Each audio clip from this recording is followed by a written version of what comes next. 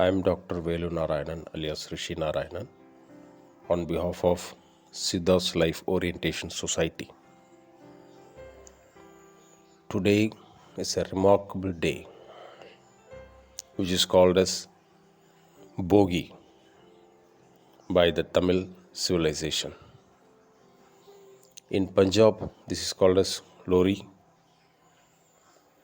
Even in Far East, like Japan, they celebrate this by painting the old houses to look as a new one.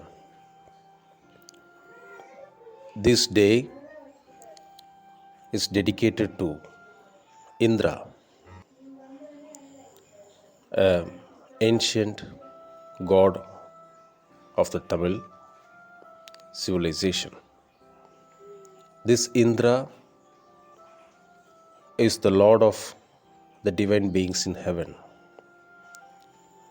This is celebrated in the last day of the month of Margazhi. Ancient Tamils have considered this Margazhi month as the month in which the divine beings, the Devas, who live in the heavens, open up their eyes to see their world. That is, this Margazhi month is the early morning for the Devas or the divine beings. In this auspicious day, in every Tamil household, they bring all the old waste materials which were used in the previous year and they put it in the foreyard of the house and they burn it in the fire. They call it as the Ahudi to the Agni. This is a worship of Agni so that they say that it is a dedication to the Lord of the heavenly beings. They worship Indra through Agni. This was celebrated in the age-old Tamilakam as Bhogi Pandigai. The word Bhogi refers to Indra, the one who is the enjoyer of the senses, the sublime energy which is the enjoyer of the senses. It is a representation of that energy form. Here they beat a drum which is called as Siruparai or any drum, which is the representation of Nada, that is the divine sound, which is the creator of all phenomenon, which is the creator of the phenomenal universe, the Nada Brahma. While beating the drums, they lit up the fire, which is the symbolic representation of the Bindu, that is the divine light. So they worship the God, the heavenly entity, the sublime entity, the sublime presence in the form of Nada and Bindu, that is sound and light. This is the ultimate secret of the celebration of Bhogi Festival of the ancient Tamils.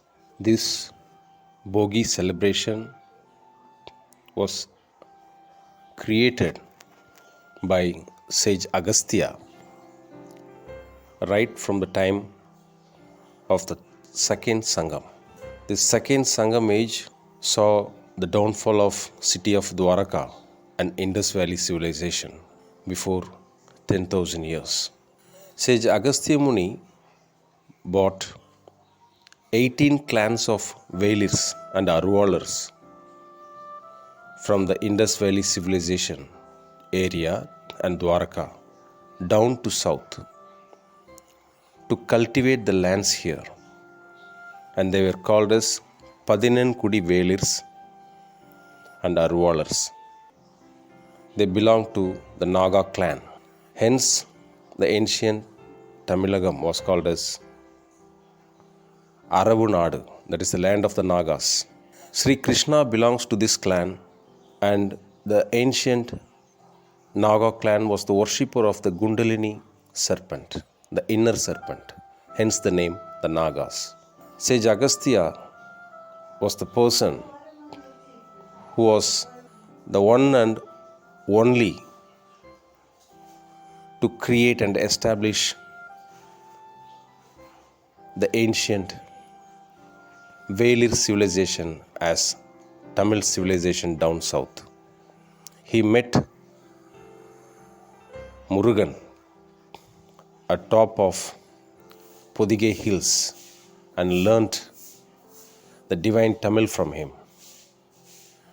He learnt the martial arts called as Kuttuvarisai and taught the same martial art to his students. This Kuttuvarisai was later inherited to the Tamil Siddhas, and the Buddhist Siddhas learned from them, and at last through Bodhidharma from Kanji it went to Shaolin Temple and it became Kung Fu. So this day represents the glory of the ancient Rishis and Munis, especially sage Agastya. And the very next day of Bhogi is the Makara Sankranti, or the Pongal celebrations, which is dedicated to the sun, which is dedicated to the sun rays, the worshippers of the sun or the solar rays. Thank you. The historical facts which I have described you are solely based on the ancient Tamil Sangam literature, which can be dated back to 4th century BC.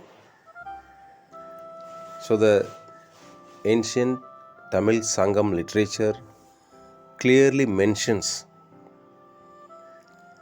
the name of the Velir chieftain on whom the song was sung.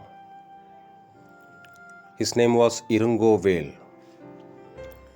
It describes that his forefathers,